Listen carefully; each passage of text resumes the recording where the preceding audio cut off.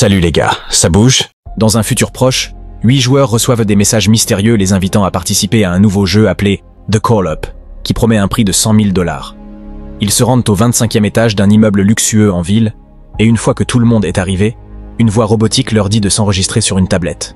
Ensuite, on leur demande de mettre tous leurs vêtements et objets personnels dans des casiers et de porter les combinaisons de capture de mouvement fournies. Pendant qu'ils se changent, Adam est taquiné parce qu'il est trop grand pour des combinaisons simulantes. Carl révèle une vilaine cicatrice rougeâtre. André explique qu'il était soldat autrefois. Quand tout le monde est prêt, ils se déplacent dans une pièce avec un scanner. La voix leur dit de monter sur le scanner et de dire leur pseudonyme. Ensuite, ils peuvent récupérer leur nouvel équipement. Il s'agit d'une combinaison sophistiquée avec un casque de réalité virtuelle qui s'attache à leur colonne vertébrale pour une immersion totale, ce qu'Adam pensait réservé uniquement à l'élite. Tout le monde enfile rapidement son équipement, sauf Zaïd, un musulman bosniaque qui a choisi le surnom de terroriste, ironiquement, sans savoir que tout le monde le verrait sur sa combinaison. Il ne veut pas jouer ainsi et tente de partir, mais la porte est verrouillée et personne ne vient. Quand il demande de l'aide, les autres joueurs le convainquent que ce n'est pas grave, alors Zaïd accepte de jouer. La voix annonce le début du module d'entraînement et tout le monde ferme son casque pour que la simulation commence. La pièce se transforme en un monde post-apocalyptique extrêmement réaliste. Leurs combinaisons sont remplacées par des uniformes militaires et leurs tatouages disparaissent. Bien que cela semble réel, leurs mains traversent les objets dans la simulation. À ce moment-là, le sergent apparaît et commence à les traiter comme de nouvelles recrues. Ils ne peuvent pas le toucher non plus, et en relevant leur casque, ils confirment qu'il n'est pas dans la pièce. C'est juste un PNJ extrêmement réaliste. Le groupe suit le sergent dans une autre pièce où ils obtiennent leurs armes, qui, dans la réalité, ne sont que des accessoires. Le sergent leur demande de tester leurs armes sur une série de bouteilles, et les joueurs sont impressionnés par le recul réaliste. Après un moment d'entraînement, le sergent tire sur 2 d'entre eux, ce qui les fait perdre leur gilet.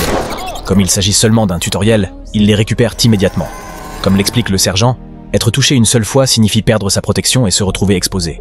S'ils se blessent après avoir perdu leur gilet, ils peuvent utiliser une injection de sérum spécial, mais ils n'en ont qu'une chacun. Cet immeuble a été envahi par des terroristes dangereux, donc la première mission du groupe est de les éliminer et d'atteindre le rez-de-chaussée vivant. Ceux qui réussissent recevront le prix en argent dans la réalité.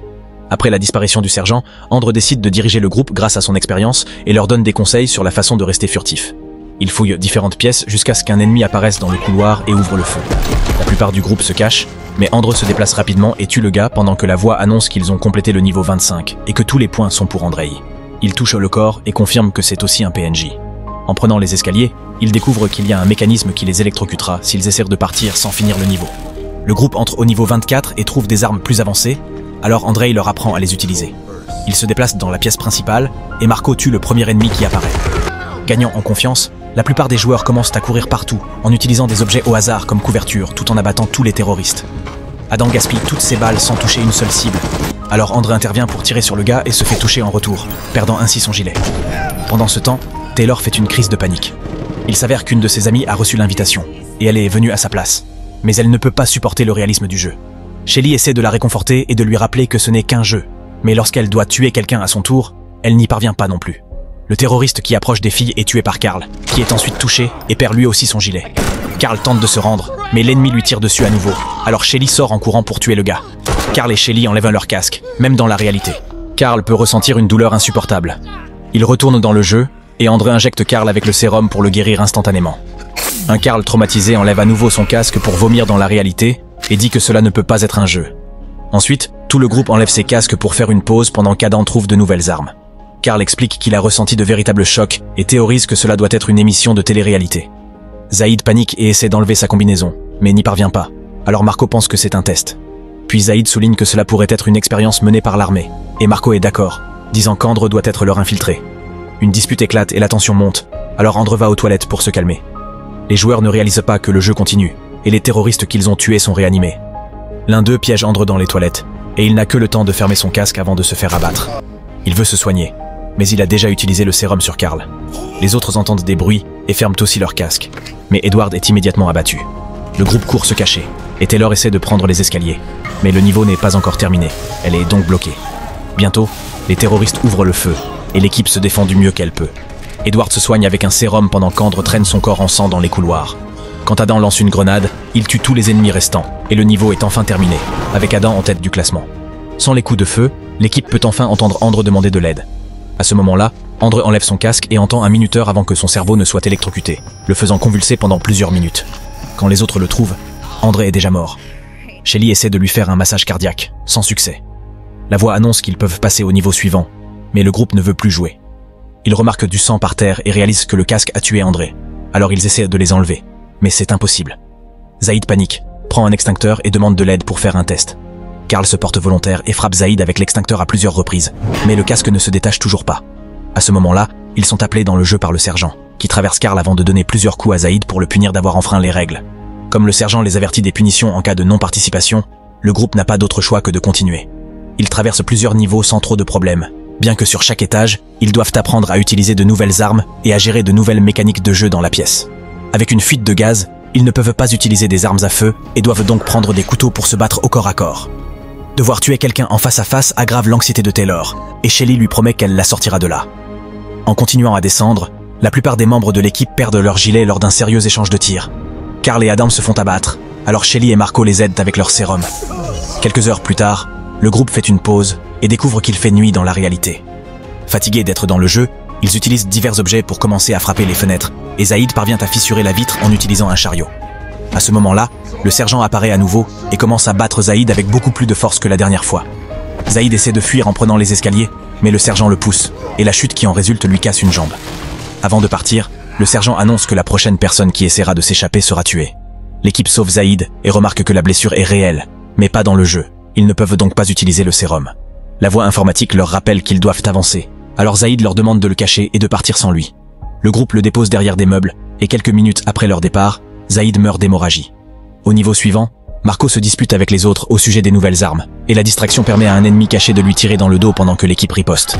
Taylor court se cacher dans une cabine de toilette. Après de nombreux tirs, une grenade met fin au combat, et Shelly aide Marco avec un sérum.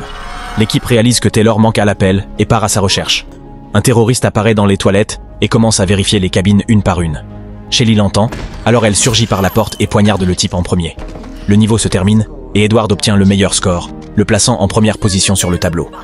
Pendant une pause, l'équipe discute de leur vie et réalise qu'aucun d'eux n'a de famille, ce qui signifie qu'ils ont été choisis parce que personne ne les chercherait. De cette façon, ils peuvent être tués sans que l'entreprise n'en subisse les conséquences. Le groupe passe au niveau suivant et trouve le sergent en train de battre un otage. Il explique qu'il y a une bombe dans le sous-sol qui fera exploser le bâtiment et les tuera tous s'ils ne l'arrêtent pas rapidement. La seule façon de la désamorcer est d'obtenir le code de l'otage. Comme le gars est connecté à des transmetteurs de tension, Edward n'hésite pas à commencer à l'électrocuter sans pitié. Après avoir supplié pour sa vie en vain, le terroriste dit un mot, et Adam l'écrit sur l'ordinateur. Cependant, cela active en réalité la bombe, et il ne reste que 30 minutes pour la désactiver manuellement avant qu'elle n'explose. Pendant que le sergent part, l'otage rit d'eux, et Taylor le tue. Un Marco furieux blâme Adam pour cela et essaie de le frapper, mais se blesse la main sur le casque, alors il l'enlève pour frapper son vrai visage. Quand Taylor essaie de l'arrêter, elle est également frappée. À ce moment-là, la voix criante du sergent se fait entendre, disant qu'il maintient la porte de l'ascenseur ouverte. L'équipe se précipite pour entrer, et l'ascenseur commence à descendre, pour s'arrêter assez brusquement. Les portes ne s'ouvrent pas complètement, alors Marco tire pour créer suffisamment d'espace pour que tout le monde puisse sortir. Cependant, quand Adam essaie de partir, Marco le bloque en guise de punition, et ils se retrouvent tous les deux coincés à l'intérieur. L'ascenseur les emmène au 3e étage et se ferme. Après être sortis, le duo voit un hélicoptère écrasé à l'extérieur de la fenêtre. Avant de commencer à avancer dans le niveau, Marco force Adam à passer en premier, et Adam parvient à tuer un terroriste, mais il est aussi à court de munitions. Cela n'empêche pas Marco de pousser Adam devant, l'utilisant comme bouclier. Cela permet à Marco de courir et de se cacher pendant qu'Adam est abattu, et en quelques secondes, il est mort. Avec seulement 15 minutes restantes, Marco fait une crise, mais il n'hésite pas à bouger quand la voix annonce que ce niveau est terminé. Pendant ce temps, au 4e étage, le reste de l'équipe trouve des armes et commence à fouiller la zone. Soudain, un terroriste lance une grenade fumigène, et Carl doit reculer car il fait une crise de panique. Shelly se précipite pour vérifier son état, et Carl explique qu'il a perdu sa petite amie pendant l'incendie qui lui a donné la cicatrice. Il se blâme de ne pas l'avoir sauvée, et maintenant la fumée est un déclencheur pour lui. Avec quelques mots, Shelly le calme et le convainc de continuer à avancer. L'équipe continue à traverser les différents niveaux et atteint le 1er étage avec presque plus de munitions. Pendant que les autres continuent à combattre les terroristes, Taylor fouille la zone et trouve du sérum. Soudain, Marco apparaît derrière elle et demande l'injection, mais Taylor refuse. Alors Marco la tue par balle. Quand Carl vient chercher Taylor, Marco prétend qu'il est attaqué et l'ignore. Carl trouve le corps de Taylor et, après avoir paniqué, il voit qu'elle a écrit le pseudonyme de Marco avec son sang. Un Carl furieux enlève son casque et attaque Marco dans la réalité, lui donnant quelques coups de pied avant d'essayer de l'étrangler. Cependant, Marco pousse Carl contre un mur et le fait tomber pour le frapper jusqu'à ce qu'ils se séparent. Carl riposte en frappant Marco avec un extincteur, mais Marco le repousse. Quand Marco se prépare à tirer sur Carl, le sergent apparaît et commence à le battre. Après quelques coups, le sergent attrape Marco par le cou et l'étrangle jusqu'à ce qu'il meure. Après avoir trouvé les corps, les 3 joueurs restants commencent à descendre avec seulement 7 minutes restantes. Quand ils atteignent le sous-sol, la voix dit que c'est le niveau final. Le trio s'empare des nouvelles armes et fouille l'étage, éliminant les terroristes qu'ils croisent en chemin. À chaque ouverture, ils essaient d'avancer vers la bombe, mais les ennemis ne cessent d'arriver. Carl lance une grenade et met fin au combat, leur permettant ainsi de se déplacer plus rapidement. Cependant, un terroriste surgit d'une camionnette et abat rapidement Carl, tandis que Shelly et Edward courent se cacher pendant que Carl cherche son injection de sérum. Shelly entend qu'il ne reste que 2 minutes et tente de courir vers la bombe, mais elle est abattue à son tour. Carl est touché une nouvelle fois en se dirigeant vers elle, mais il la soigne à la place. Avant de mourir à ses côtés, il lui dit de gagner. Edward utilise alors un bazooka pour tuer le dernier ennemi et court désamorcer la bombe avec seulement 1 seconde restante. Par la suite, le sergent arrive pour les féliciter de leur victoire. Edward commence à répéter le discours du sergent, révélant qu'il était en réalité l'agent infiltré de l'entreprise depuis le début. La simulation prend fin et un groupe d'hommes en noir entre pour endormir Shelly. Avant de commencer à nettoyer le bâtiment et à se débarrasser des corps, le serveur du jeu efface toutes les informations sur les joueurs et déclenche la séquence d'arrêt. Au matin, Shelly se réveille dans ses vêtements habituels et trouve Edward en costume, aidant l'équipe à tout gérer. Il lui tend un sac contenant le prix en argent, mais lorsqu'elle menace d'aller voir la police, il lui fait remarquer que personne ne la croira. Lorsqu'un homme tente de l'endormir à nouveau, Shelly riposte et lui injecte le produit à sa place. Ensuite, elle vole son arme et tire sur toutes les lumières du parking. Edward envoie ses hommes à sa poursuite, mais grâce à toute l'expérience acquise dans le jeu, Shelly les élimine facilement. Lorsqu'elle sort du bâtiment, Edward supplie pour sa vie, mais elle l'abat sans aucune pitié. Puis, elle quitte les lieux sans prendre l'argent. Assurez-vous de vous abonner et d'activer les notifications pour voir plus de vidéos comme celle-ci. Merci d'avoir regardé.